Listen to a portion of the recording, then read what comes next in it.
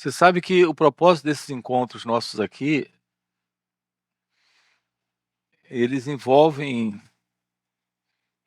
essa essa beleza desse encontro com a verdade que trazemos. E isso é impossível sem a compreensão da verdade sobre o despertar da inteligência. Nós não fomos educados para a inteligência, ensinados para a inteligência, envolvidos com a inteligência.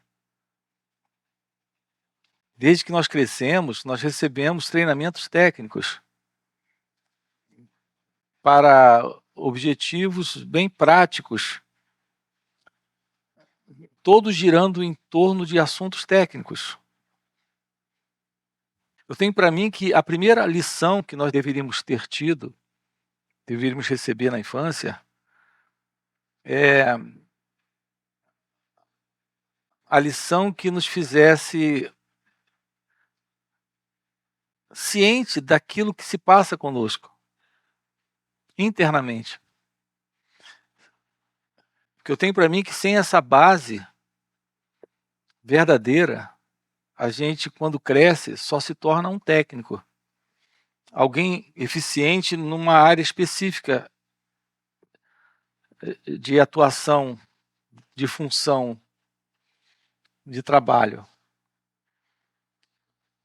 Mas a vida não consiste só em assuntos técnicos.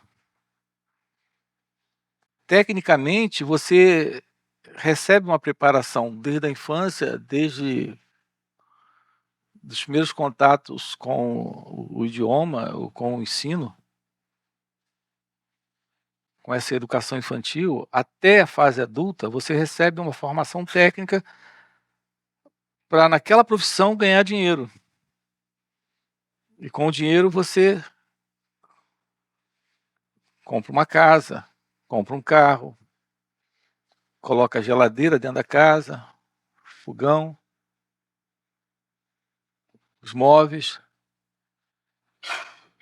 E depois você vai viver lá com o seu marido ou com a sua esposa. Mas são duas pessoas, ambas, cada uma trabalhando na sua área, tendo cada uma renda, e a grande verdade desta relação é que cada uma está vivendo sua particular vida com os seus particulares desejos, contradições, conflitos, medos. Porque cada um de nós, sem a compreensão da verdade sobre quem nós somos, nessa relação com o outro, nós não temos outra coisa a não ser isso. Essa ignorância, essa ilusão, essa forma de ser alguém, dessa forma naturalmente pesada em sofrimento. Então, apesar de uma casa bonita, uma piscina bem cuidada, apesar de alguns filhos chegando, não sabemos quem somos. O comportamento nosso, no ser humano, sem a visão da verdade sobre quem é você, é sim um comportamento complicado, é sim um comportamento desorientado. De fato, é um comportamento infeliz. Temos essas festas de fim de ano, temos esses momentos de celebrações, quando uma dessas crianças faz aniversário, ou quando vamos jantar fora, porque é o aniversário do casamento.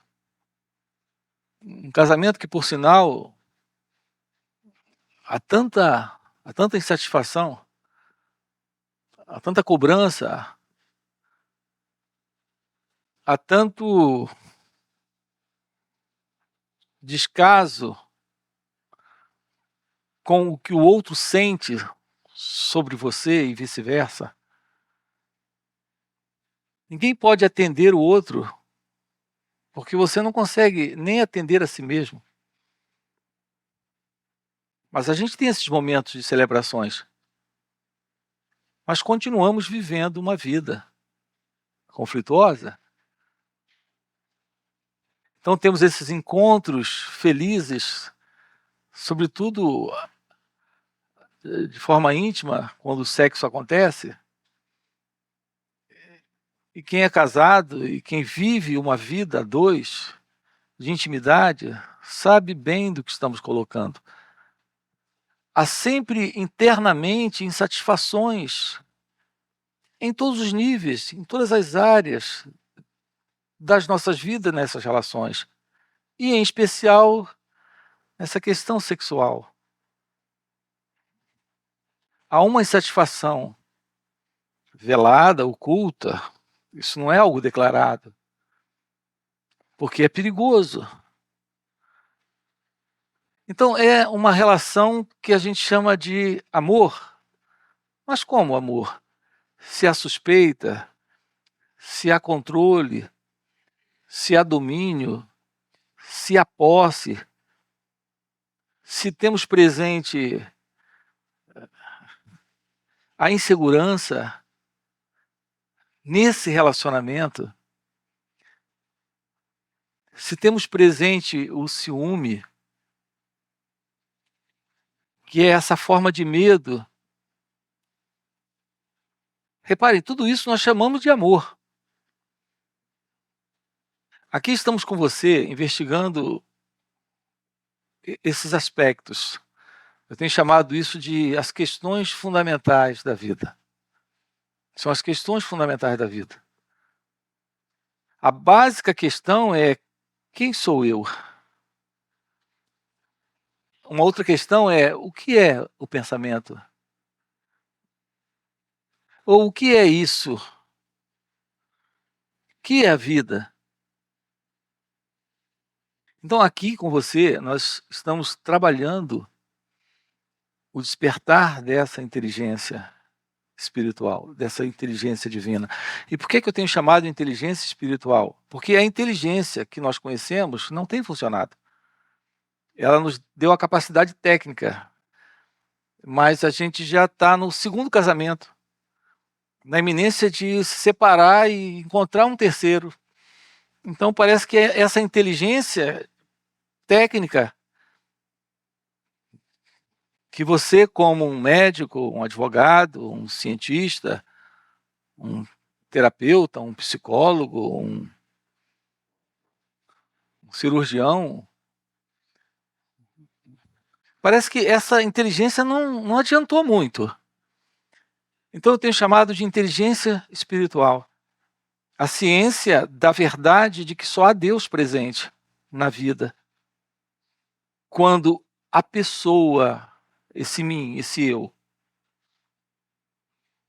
não está mais. Esse mim, esse eu, esse ego, para a sua informação. Veja, não somos informados sobre isso na infância, e agora temos que ser informados nesse momento, nos deparando com uma fala como essa. Isso está presente em razão da ignorância. Na Índia eles chamam de avidya. Avidya é essa ignorância primordial. É a ignorância básica, que quando está presente, a sua vida é de sofrimento, é conflituosa, é aflitiva, é infeliz, apesar da felicidade do casamento, da felicidade, entre aspas, das posses materiais, da felicidade dessa meia dúzia de filhos, da felicidade dessa casa bonita, da felicidade desses sonhos realizados. Nós precisamos nos ver livres desta ignorância, desta básica ignorância que nos mantém dentro desta condição ilusória, onde a nossa vida tem que girar sempre em torno de conquistas materiais e realizações materiais. Então, sim, a gente troca de casa, sim, a gente troca de carro, sim, a gente troca de marido, troca de esposa. Filho não tem jeito, mas a gente faz outros, um novo relacionamento. E é claro, vai pagar mais pensões. Tudo que fazemos nessa limitada visão particular de mundo que temos, nessa ausência da verdadeira inteligência, que é a inteligência de Deus, que é o pensar livre do ego. Veja como é importante isso. O que é o ego? Gente, o ego em você é só o animal mais aprimorado, mais sofisticado. Tudo que nós temos no animal, se você tem um pet, você sabe, o seu cachorrinho ele é possessivo, ele é ganancioso, ele é controlador. O seu pet, ele é manipulador. Ele está sempre buscando carinho, mas o carinho é prazer. E qualquer um que lhe dê prazer, ele se agarra a esse ou a essa. Há quem chame isso de amor incondicional. Observe de perto e você irá perceber que nós projetamos tudo isso nas nossas relações com pessoas e também em nossas relações com os animais. Nós sabemos o que é a verdade do amor? E existe tal coisa como amor condicional e incondicional? Por que usamos termos assim sem investigar nada disso? Qual será a verdade do amor? Basta essa palavra, amor. Basta essa palavra. Amor como substantivo. Amor nessa expressão do amar, no verbo.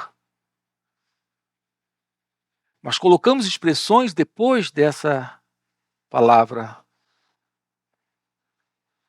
Amar, o verbo amar, ou substantivo amor. Qual será a verdade do amor? Nós desconhecemos isso. Pois aqui eu tenho que colocar isso para você. E repare, não se trata de você aceitar ou rejeitar o que estamos colocando. Se trata de você só escutar com paciência. Vai que nós tenhamos aqui razão nessas colocações. Aquilo que eu esteja colocando aqui tenha algum fundamento. Se você já reativamente já rejeita ou discorda, não acompanha. Amor está presente quando o ego não está. Então o que nós temos nesse ego, nessa pessoa que eu sou, aquilo que nós vemos nos animais, só que de uma forma mais sofisticada, intelectualizada, aperfeiçoada. Mas tudo que vemos no animal está no ser humano. Então aqui fica uma pergunta para você: será possível nos libertarmos desse animal? Porque se as suas respostas, que são respostas dadas a esse momento, dentro da relação, são sempre respostas que se fundamentam na busca do prazer, como os animais fazem, ou no desejo de escapar da dor, como os animais fazem, todas essas reações que estamos apresentando em nossos contatos, em nossas relações, inclusive nessas relações que dizemos amar, e onde o amor está presente. O que nós temos presente é uma autoafirmação egocêntrica.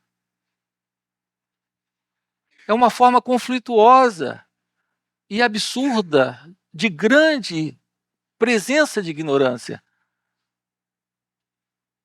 E evidente que se isso está presente, o que temos presente é o sofrimento, é a confusão, porque está presente o egoísmo, está presente o desejo, está presente o medo. Podemos descobrir a vida livre do animal, desse animal em você, que controla, domina, agride, dissuade, persuade, se apega, tem ciúme, possui. Quando não dá mais prazer, isso ou aquilo, disso ou daquilo, você se livra para ir em busca de uma outra coisa para colocar no lugar daquela. Reparem, esse é o nosso comportamento. Nesse formato de pessoa que expressamos na vida. O que será a vida? Não sabemos o que será a vida. Não temos nós não temos um desenho disso. Nós não temos uma imagem disso. Nós não temos um protótipo disso. Nós não temos um modelo disso. Do que será a vida onde essa presença da inteligência real está, dessa inteligência divina está. Onde você não é mais uma pessoa. Essa pessoa como você se vê, como o mundo te vê, como você sente ser, como o outro espera que você seja. Então aqui estamos diante de algo que eu sei que é desafiador, mas continuo dizendo para você, é algo possível para a sua vida.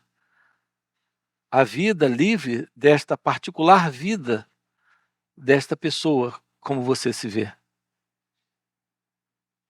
Reparem como somos contraditórios. Na fala você diz, eu te amo, mas na mente você deseja a namorada do seu amigo. No pensamento você vê uma coisa e na fala você diz outra. E na ação você se comporta de uma outra forma. Seu estado interno é de contradição. Você rejeita o desejo que sente, porque intelectualmente você reprova e acha horrível demais agir daquela maneira com base num desejo que sente e que intelectualmente rejeita. Mas apesar de intelectualmente rejeitar, o desejo está presente porque o sentimento é imperioso. E você não sabe o que fazer com isso. Isso produz sofrimento. Isso produz desordem emocional. Então você vai ao terapeuta e ele se vê em apuros. São lindos os terapeutas, mas eles estão dentro de limitações. Eles não podem resolver o seu caso, porque o seu caso é seu. Não, o seu caso é você. O ego é o seu caso. E o ego é você. E você é só um animal mais sofisticado. Se você tem alguns animais, você percebe o jogo entre eles também. Tem um ali que tenta dominar os demais. Existem jogos de traição, jogos muito sutis. Quem lida com animais percebe que a presença dessa mente não aqui em você não é uma mente exclusiva, é uma mente presente também no reino animal. E, na verdade, o que a gente tem aqui é só uma forma mais sofisticada de um animal mais polido, mais educado, mais ético, moral, até certo ponto. Tudo isso é infelicidade? Tudo isso é contradição? Tudo isso é sofrimento? Tudo isso é ausência da inteligência divina? Da inteligência de Deus?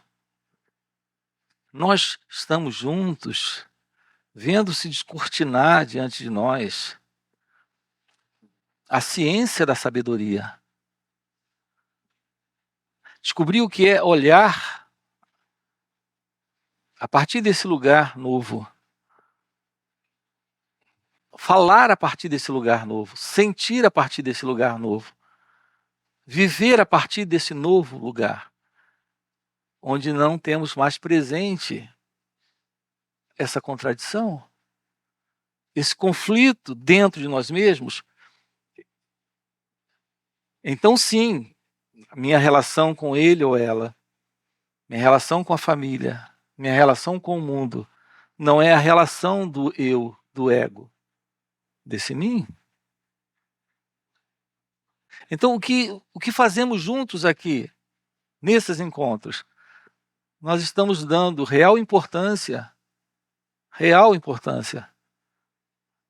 a esse estudo de nós mesmos, a essa compreensão daquilo que se passa conosco. Lembram, agora há pouco, eu disse, na infância, quando você começa, não lhe dão logo a primeira lição. E aqui, a primeira lição a gente está recebendo agora, depois de adultos. A primeira lição é quem sou eu. Não é o que eu tenho que ter, onde tenho que estar, o que tenho que conseguir. Se vou casar, com quem vou casar? Ou qual é a profissão? Ou o que...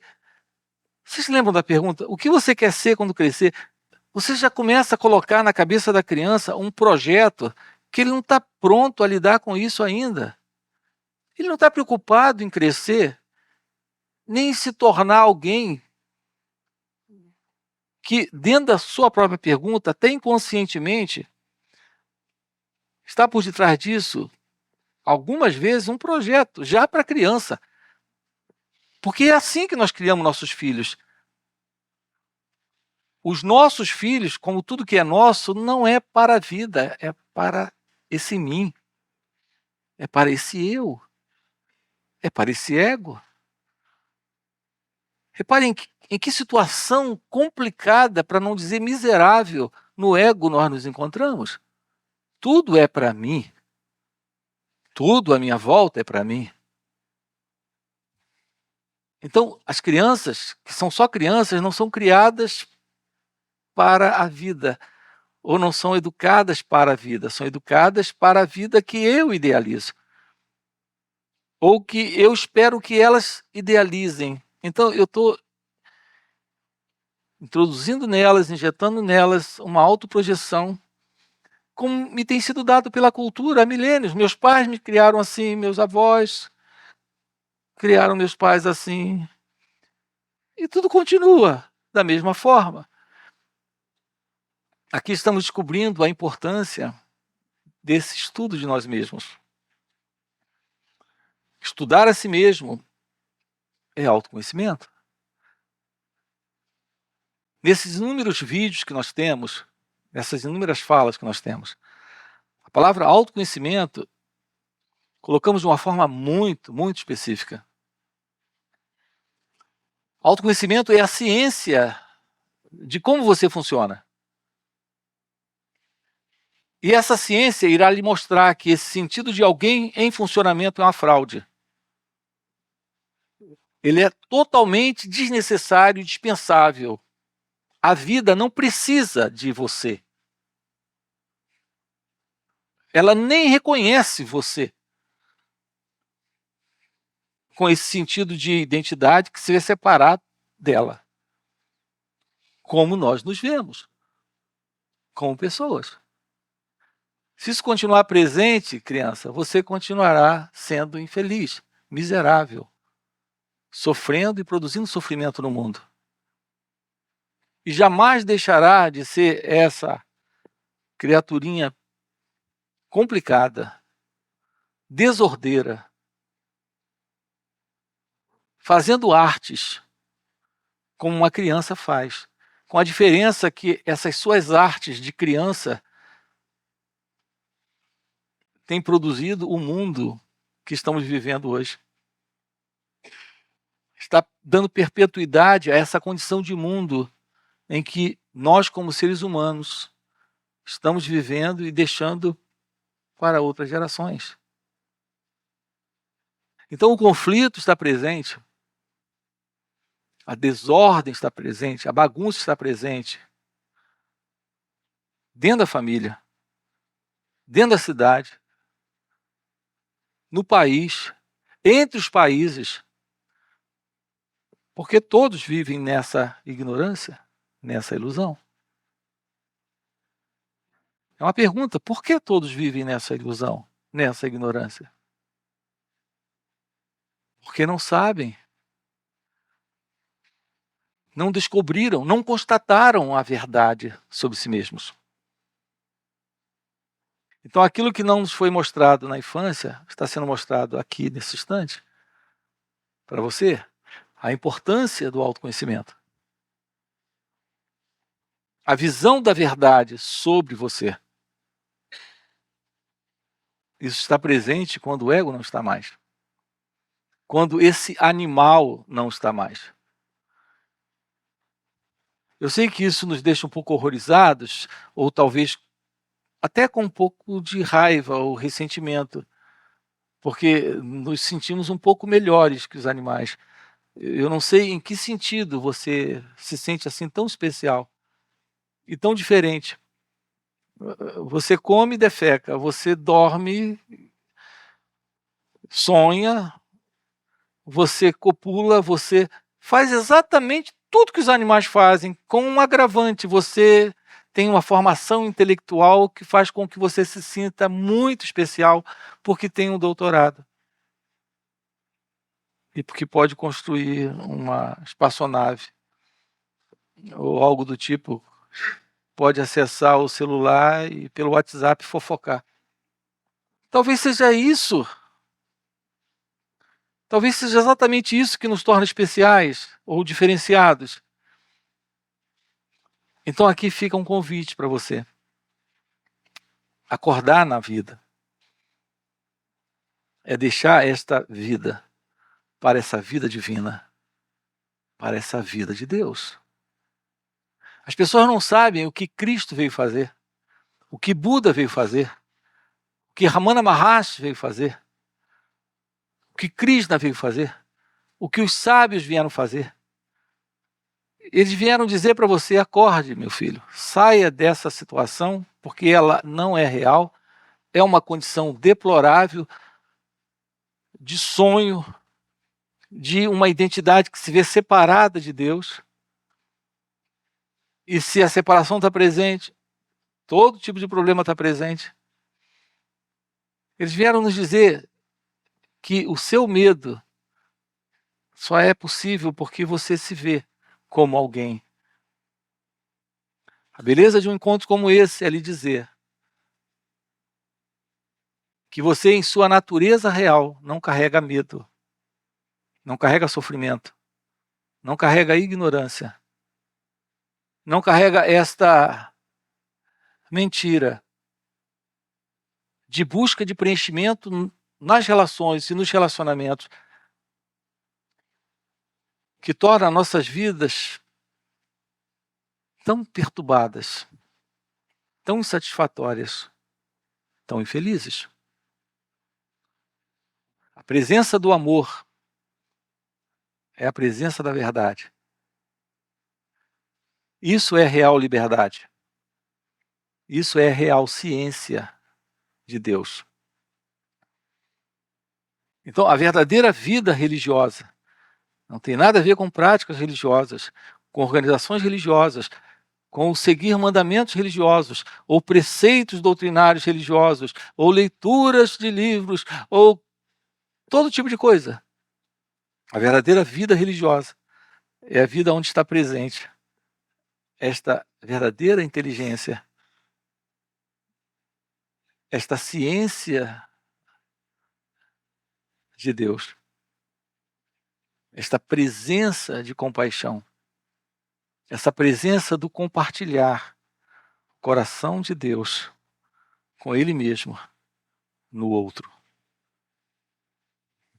É um compartilhar onde dois desaparecem e um está presente. E esse um é a verdade. Ok? Vamos ficar por aqui.